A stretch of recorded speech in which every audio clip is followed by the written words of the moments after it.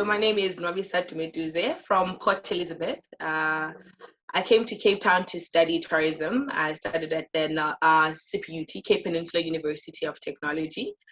Yeah, I studied tourism because my dad was a travel writer.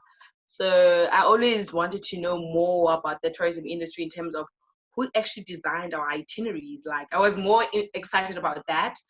So I ended up saying to my mom, I want to study tourism. And then that's how I got into this lovely industry of ours. Wow, so your dad is a travel writer. Yeah, my dad was a travel writer. So we used to go to all these places, and then my dad would have to write a review about them, like in terms of the services. And then I would look at it from a child's perspective, like in terms of what they had to offer for kids, what didn't I like as well. So you just write all that info, put it in one, and then create something magical, basically. Yeah. Awesome. So, of course, your family were very supportive when you said you wanted to get into tourism. You didn't have to persuade them. No, I did not. Actually, my mom was like so happy. I think it was a service that she got when she went to Botswana. There was a lady who was traveling with them, who was their tour leader, basically. And she was so in love with how efficient this lady was, how she gave them every morning, like the weather, told them like today we're doing this and that. So when I said I wanted to come into the tourism industry, she was like, definitely go ahead. I hope you're gonna be as great as that lady I met in Botswana. I'm like, okay, I'll definitely do that, mom. So yeah, so my mom was very supportive. Unfortunately, at the time, my dad had passed away, but yeah, so it was actually like one of those things. Of like, let me do this. Like, let me learn more about this industry. And I was very fortunate enough because when you're studying at CPUT, they offer you opportunities in terms of like you study for 2 years and then you get 6 months whereby you can do your internship. So they give you that before you graduate, you actually get a more broader perspective. It's not just the books, it's also getting to go work somewhere, get the experience, and you decide like, yes, I really want this, or no, this is not for me. And definitely for me, I was like, yep, I want to keep doing this. So, where did you intern? My internship was at the Victoria Waterfront Info Center. So yeah, I got to meet a lot of different people. I used to cry, I won't lie, but I was like, I'm sticking this through. I'm gonna do this. So, tourism is massive. I mean, you could go down lots of different paths when you study tourism. And what were the areas that were the most interesting to you? What is it that you decided I actually want to pursue this part of tourism? Okay, so when you were while studying at CPUT, I think for us it was more nicer when they started to tell you about the internship. So they get to tell you about going to the cruise, working for companies like Avis, or working for airlines. Or so for me, I was always interested. Like it goes back to growing up, always wanting to know how to design an itinerary, what goes into that process. So for me, it was quite easy. When I came to the industry, I already knew what I wanted. I wanted to work in the tour operating side. I wanted to design the itineraries. I wanted to sell destinations. For me, it was always about that selling aspect, basically. So yeah, it wasn't difficult for me to choose working for a travel agent. So let me just put it that way, because I always wanted to do that. So, when you talk about designing itineraries and holidays, and if we think about where the world is at the moment, it seems almost a little bit frivolous to be even thinking about people going on holiday when, we see what's happening around us. Why would you say it's tourism is important, even in an environment like this? Well, for me, like when I'm looking at it, I'm thinking right now, we've been in lockdown for almost 6 months now. And let's be honest, we all want to travel. We want to get out. We're so tired of not being able to interact with people, give them a hug. So the nice part about the tourism industry is that it offers you that thing, that intimacy of meeting new people, trying out new cuisines, exploring different destinations. So the tourism industry is basically a need because every human needs something different. We need we need food, we need, So as much as it's very difficult right now, but I know that come 6 months from now, everybody will say they definitely want to travel somewhere, you know, like even if it's just within our provinces, like, you know, you want to do something different, you want to try out something new. So for me, that's how I'm looking at it. I definitely know right now where I'm sitting, like I would love for somebody to say, hey, would you like to go on a road trip with me? I would definitely say yes, because I need that, you know, like spiritually, mentally, like the tourism industry has so much to offer people. It's not just looking at the leisure side. There's so much of it, you know, like there's you can look at the tourism industry from a health perspective. Like somebody could be sick in Botswana, and the only place that could offer them help could be South Africa. They can't do that right now because our borders are closed, you know. So you can also look at religion. Some people would love to travel to Limpopo to go for their annual Shabbat thing, but they can't do that now because you know what?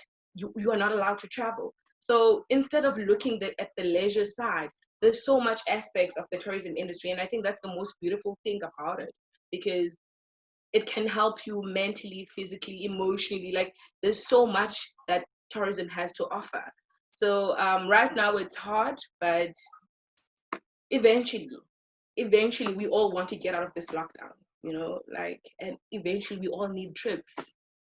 I'm so glad I'm in tourism, because if I wasn't, just based on what you've just said, I'd want to get into tourism. You know.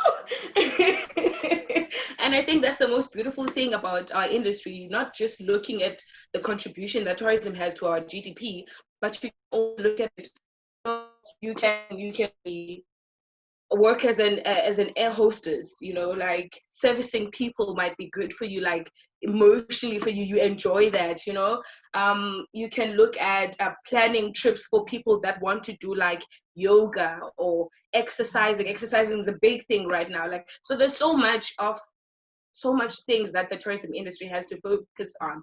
Like you don't necessarily have to just look at one aspect. Like even if you're not in the tourism industry, there's so many things that connect us in the whole industry. So that's the You nice part. you touched a little bit on the importance of tourism to the economy, and I hear you with the importance in terms of our own kind of development and well-being. But in terms of the economy, why does tourism deserve to be saved in the South African economy?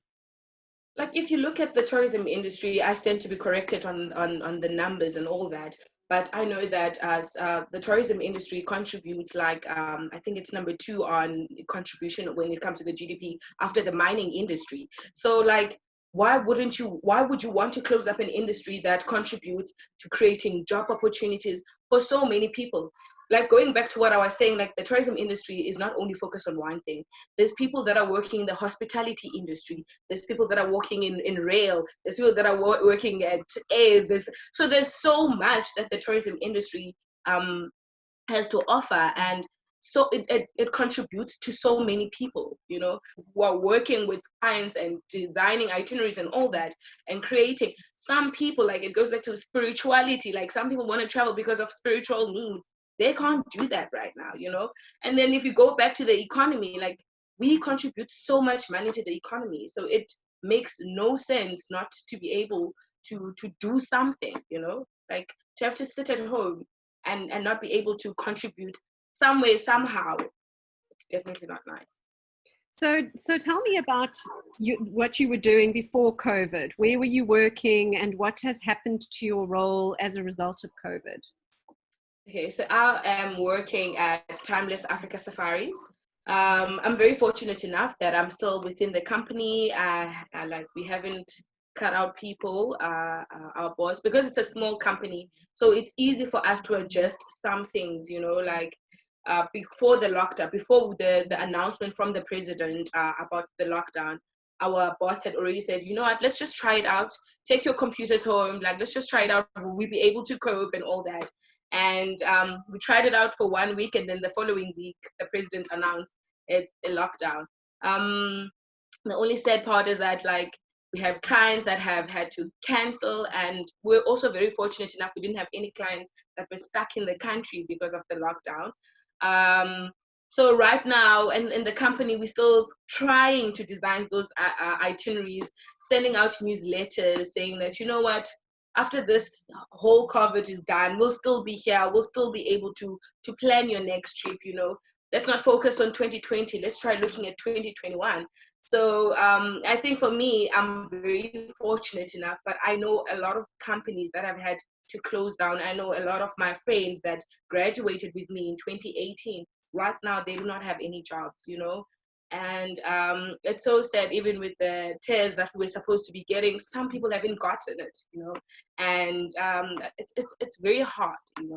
It's hard looking at your friends losing their job, calling you, and instead of just focusing on what the pandemic, you also have to worry about, oh my goodness, are you guys okay? Do you need some sort of help? Not that you can, but you're just offering that type of help. What do So you say to your friends, and I know I have it myself, what do you say to your friends who have lost their jobs as a result of the lockdown? How do you keep them hopeful? How do you keep them going? How do you keep them in tourism and not doing something else? doing something else.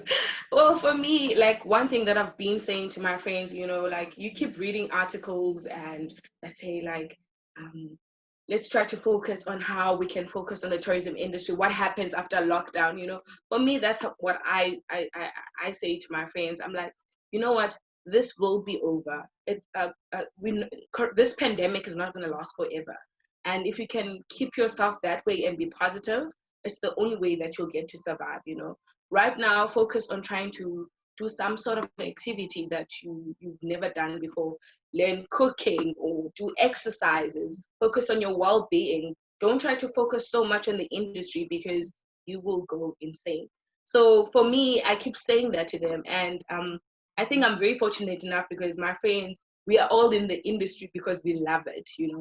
And we all remember that in our classes, one of our lecturers used to say, if you want to be rich, don't go into the tourism industry. You get into the tourism industry for the love of it. That's it. So we go back to that. I remind them of that. Don't forget you are in this industry for the love of it. So right now we are suffering, yes, but the industry will be open. Just be hopeful. And I'm a strong believer. I always say, don't forget to pray. You're not only praying for yourself, but you're praying for the people that are sick, but you're also praying for our industry that it gets to open up. Please, let's be able to travel within interprovincial. Like, let's not focus on so much on people from the outside. Let's just focus on our country right now.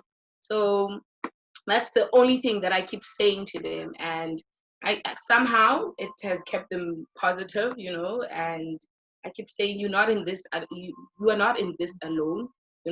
Don't allow yourself to sink. Remember that there's so many people that are also going through this.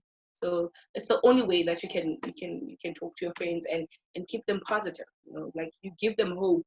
Like don't focus so much on the negative. Try to think and look into the future. That's what I always say.